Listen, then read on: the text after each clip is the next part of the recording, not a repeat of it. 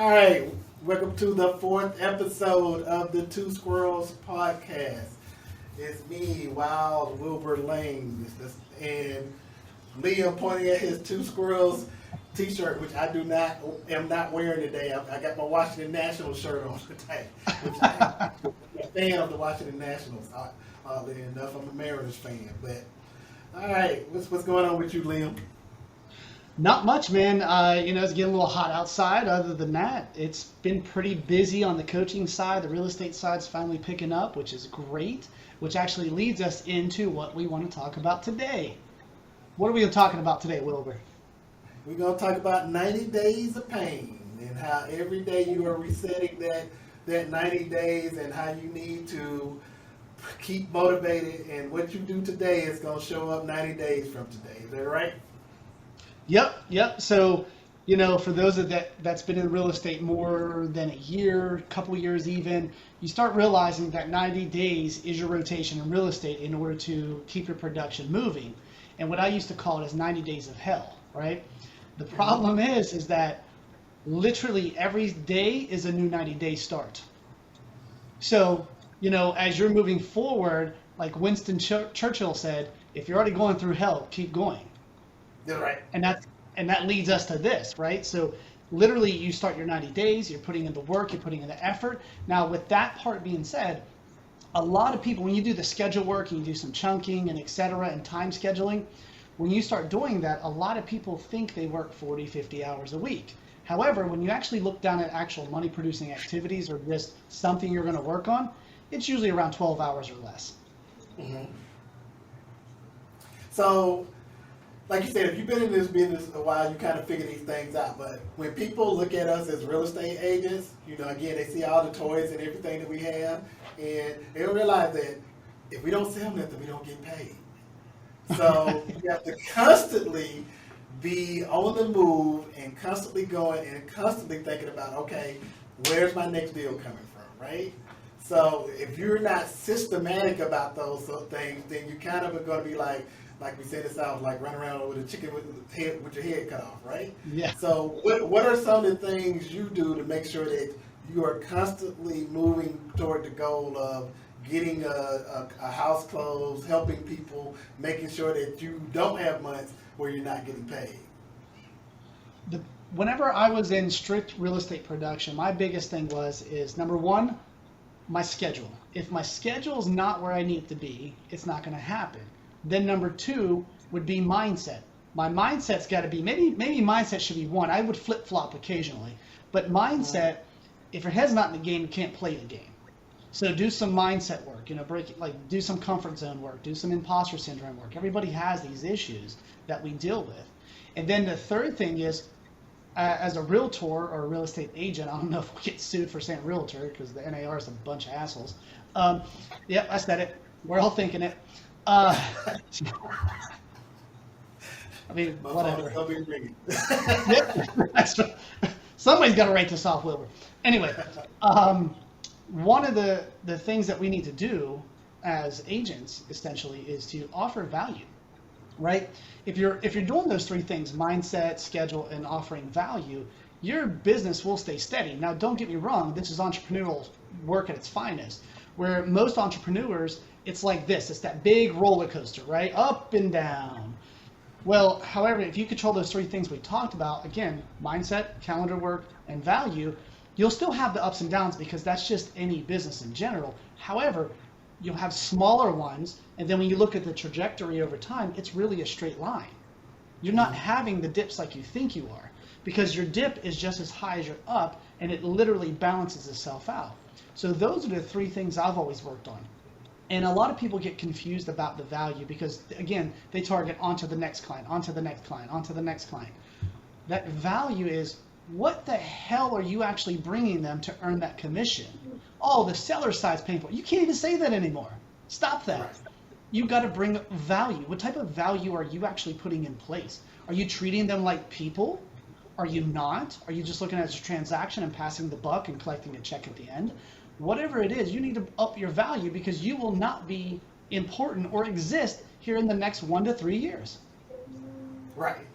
So how much does goal setting play into this? And the reason I'm asking this question is because you sit down and you talk to agents and they say, oh, I want to sell 100 houses this year.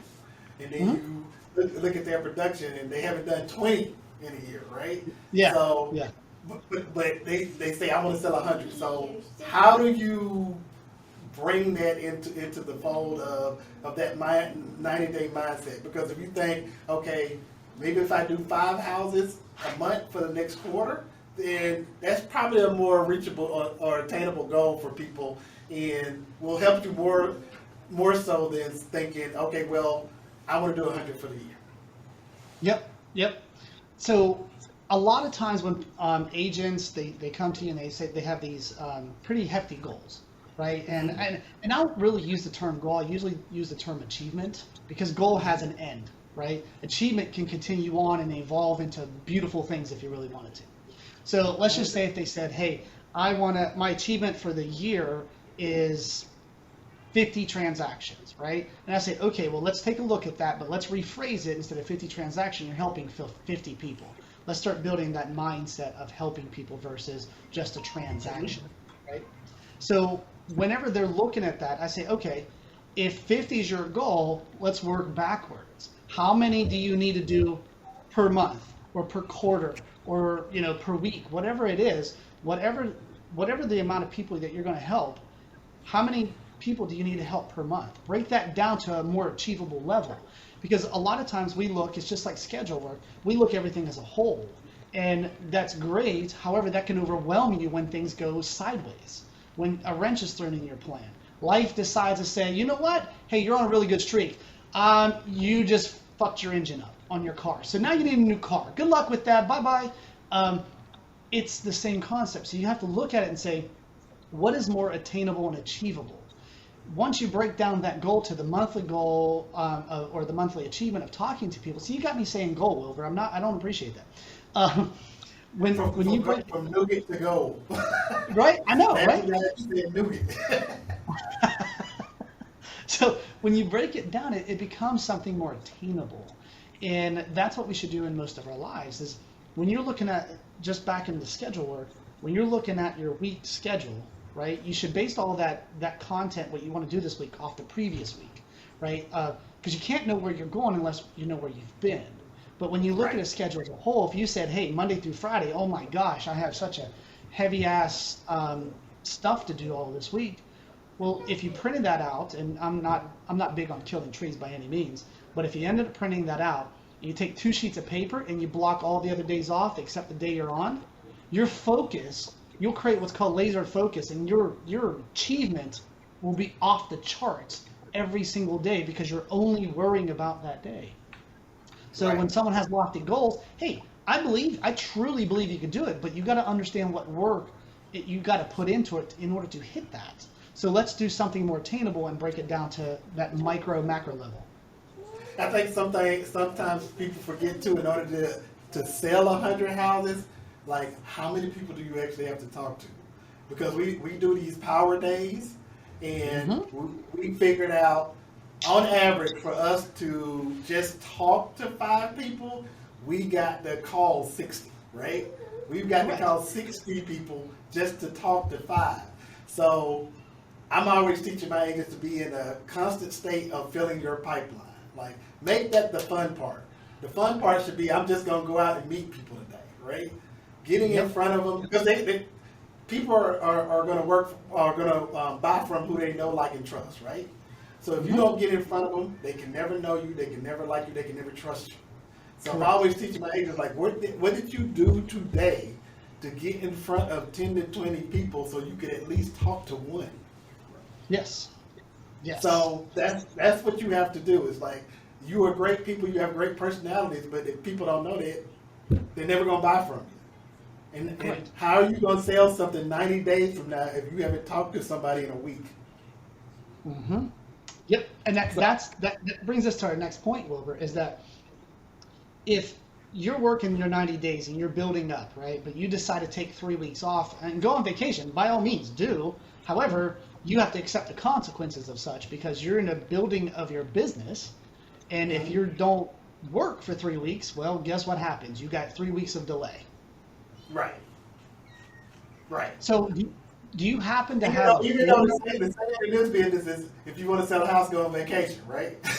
So that's what That's true. that's what That's true. All right. All right. That's a good point. That's a good valid point.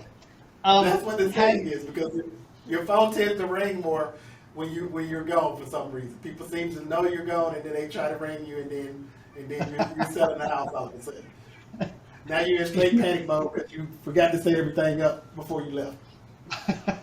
you know, what's funny that you brought that up? I was at a Star Wars Celebration event in Orlando, Florida, years ago. Right? I want to say maybe 2015 to 2017, somewhere in that window. And while I was standing in line to go, meet some of the stars of Star Wars, I'm literally taking phone calls while I'm in line, like negotiating contracts on some of my listings. And, some of the people around me would hear, and they're like, "Why are you working?" I'm like, "Because I like getting paid." One, and two, I really like helping people, buy and sell their homes. But I put the work in, even on vacation at that time.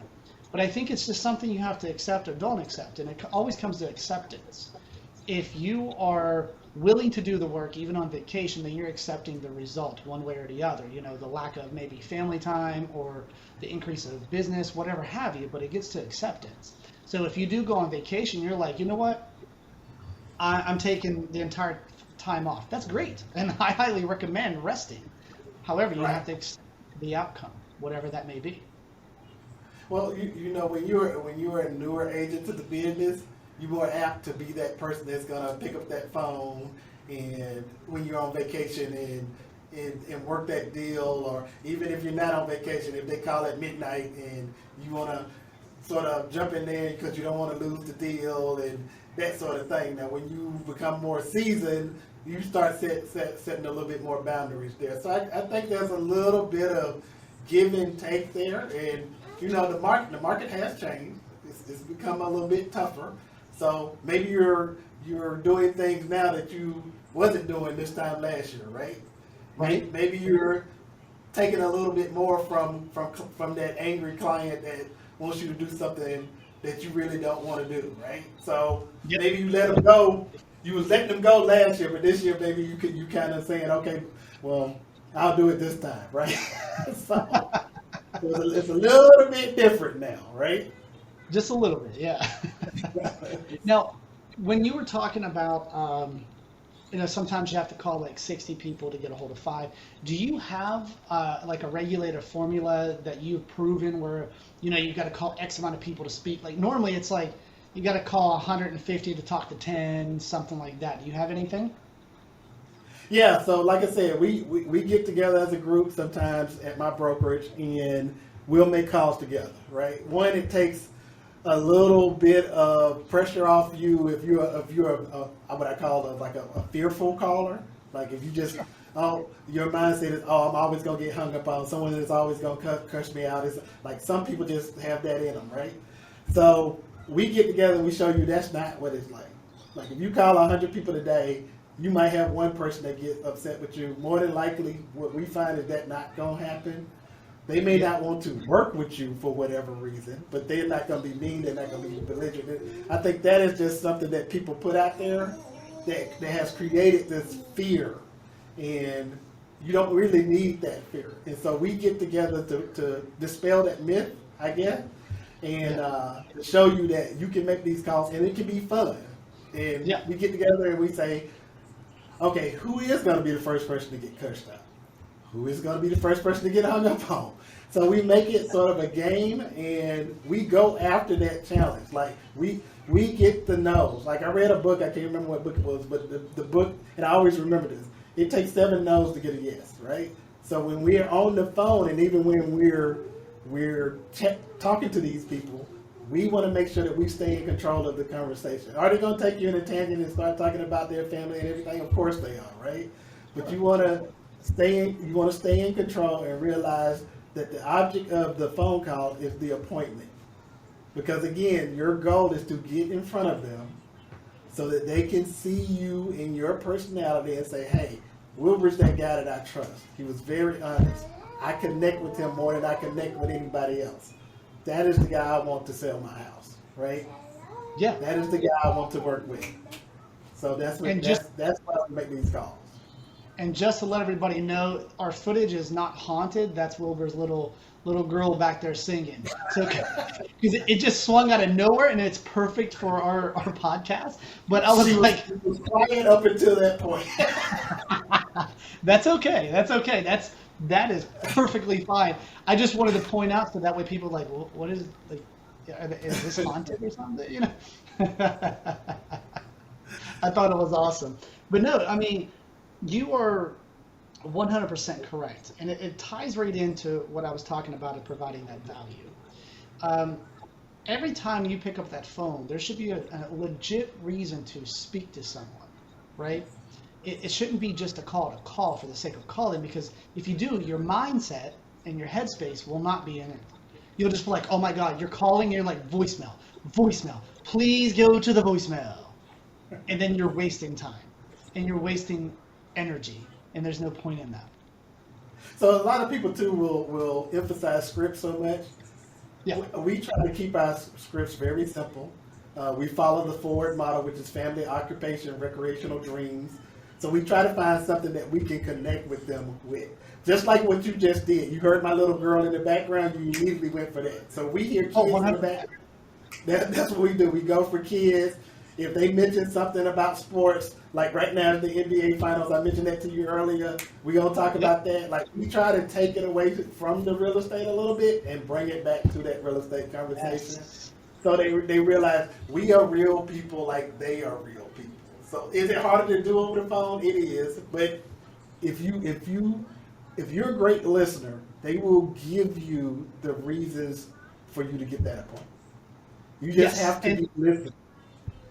And here's a little tip. If you are making calls in front of your like computer, and you have access, like your laptop, your iMac, whatever it is, Google somebody famous, right? Like say Tony Robbins, for example. You decide to Google Tony Robbins. Bring his face up and talk to his face. That way it's not so damn weird of you just talking into empty space, right? Right. So I always did that. It always helped out tremendously. To just have that point. Otherwise, I like to walk around at pace, and you really can't do that in the office thing all the time, right? It's a little weird. It's like if I'm in this office, I'm gonna open my door. I'm out in the hallway, walking around, and my guys, they'll be like, "Yeah, he's making phone calls." They know if they see me pacing, I'm trying to get an appointment. Yep. So it really ties back into, again, the scheduling, the mindsets, and the value. Because when you're talking about like what I used to call 90 days of hell, and I use that term loosely, of course, it's really getting in and it's anchoring of what is your purpose? Why are you doing this? What is the outcome? What is the focus, right? Because without understanding your focus, your why, your purpose, your outcome, whatever you want to call it, you're not really going to get anywhere. You're going to tread water, and eventually you will drown. So when you're Here's the beauty of this business is like, to a certain degree, I can sort of predict my future, right? If I say in 90 days I want to be in Disney World and have this trip paid for, and I want to like rent a nice car, and like I can predict that in my future, and it's going to take me X number of houses to achieve this goal. So I can make that happen for myself legally, and I want to emphasize that legally, and I can make that kind of a money if I just put the work in, right? So it kind of baffles me sometimes when agents say, "Well, I don't have time." So, but you have time for these other things, right? It's like you'll go work and punch a clock, and I mean you'll go. I mean it just baffles me. Like if you don't have time to work for yourself to make this kind of money, why do you have time for anything else? Like where's that mindset going? Right? Yes. So it's a little bit of a challenge for me to get them over that hump. So just since this is the Two Squirrels podcast, I want to take this off the rails as usual. The reason Wilbur's talking about paying monthly is you can find him on OnlyFans, and it's Wild Bill. It's Wild Will mayonnaise toes. Okay. So what is his whole thing is he dips his toes in a mayonnaise and wiggles them at the camera, and he makes $20K a month. Just saying. They do not want to see me on OnlyFans. They would, but if you want to pay me not to go on OnlyFans, we can do that. But yeah, I agree. It's when someone specifically as an entrepreneur or even in real estate, which is very similar, of course, it's people that say, "Hey, I'm in this full time," and then every time you're like, "All right, well, let's sit down, let's develop a 90-day action plan," because again, 90 days, right? And they'll say, "Well, I don't really have time for that." All you have is time. That's if you aren't working, you aren't doing this job. Like, you should really rethink about it. It's very similar. I had a conversation years ago when I got my license of a person that took the real estate test 18 times. Listen, after 3, stop. Move on. It's wrong. The wrong business for you. Maybe go to OnlyFans. You'll probably make more money and it'll be less stressful. But stop, right? And again, this is the two squirrels. We will bounce around, so deal with it. All right, so anyway, back to the 90 days, Wilbur. What would you say in your own experience that was, and you don't have to go into detail, obviously, because I'm putting you on the spot, but what would you say that were some main points for you to get through a 90-day cycle in order to find your maybe footing or your foundational aspect of your business? I'm going to be honest with you. I wanted it more than anything else. Like I'm already sort of a self-motivated, self-driven person, so it was like I need to change my life. Like, I didn't like where my life is. Like, even now, my life is much better, but that still is what drives me. Like, I want to be better. I want something better than what I have today. So, like, even for my little girl, like, there's goals I have for her that I want to see happen in our lives that drive me to just be different, to get up at 5 a.m. in the morning, to go to work, to treat it like a job, to say, okay, 3 months from now, which is 90 days, I want 15 sales, right? In order to get those 15 sales, I need to talk to X number of people. Like, the numbers make it real to me. Like, if you're not tracking your numbers, you're doing something wrong. Like, you need to become a numbers person in this business. You need to know exactly what it's going to take for you to achieve your goals, period. I agree. It ties into what I mentioned earlier. You kind of got to know where you've been to know where you're going, right? Mm-hmm. So, for example, let's say if you did some chunking schedule work, you used a desktop timer, which is what I recommend my coaching clients, and you go back and you look at last week's schedule, and you had made X amount of calls, you've maybe posted on social media, you sent video tags, you sent bombs, whatever it is, right? Gifts, door knocking, open house, whatever. You got to track the data so you can constantly fine tune. And a lot of times people, when they're tracking this, you'll start to see what works and what doesn't work for you, right? Because I hear it all the time. I don't like to make calls. Okay, well, that's a legit thing. However, do you not like to make calls because it makes you uncomfortable, or you're just terrible on the phone, right? If you're uncomfortable, that's literally the universe, yourself, telling you to do it, because that's where change happens. Now, if you are maybe terrible on the phone, that's fine. There's some practice techniques to develop that skill set. However, if you're terrible on the phone, send a 5-second video text to them. There are so many ways to go around it if that's what you feel you need to do, but it has to be for the right reasons, not because, oh, it makes me feel weird. Then why in the 7, 9, 24 hells, whatever the hell it is, why are you in this business? Your job is literally to talk to people. Well, you can't do nothing, and that's what I tell people. It's like, if you don't like making phone calls, then what are you going to do to replace that? Like, if you absolutely, Wilbur, I am not a phone call guy, then okay, you can't do nothing. Like, what are you just gonna pay your real estate bills every quarter and like, deal. I'll just give you mine. You just pay my bills every quarter, right? So what are you going to do to replace that? What events are you going to? How are you going to get in front of people? Where are you volunteering? Like, there's other ways to pick up business, especially in this day and age. Like, when I got into the business, there was no Facebook or internet or like there was none of that. Like He was on a we had Rolodex. That's right.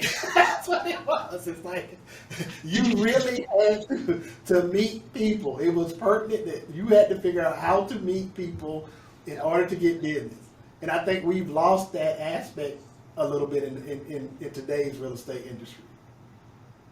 Yeah, I agree. Well, we've been in it quite some time since the internet's really taken on for some of us older folks that's been in it. Like, everything has changed, and we live in it into like we want it now, not later. We want it now. Instant verification, instant gratification. We want it now. And I don't know how many times I could tell you I've talked to agents where they said, "Whew, I did 2 weeks of Mellors and I got nothing."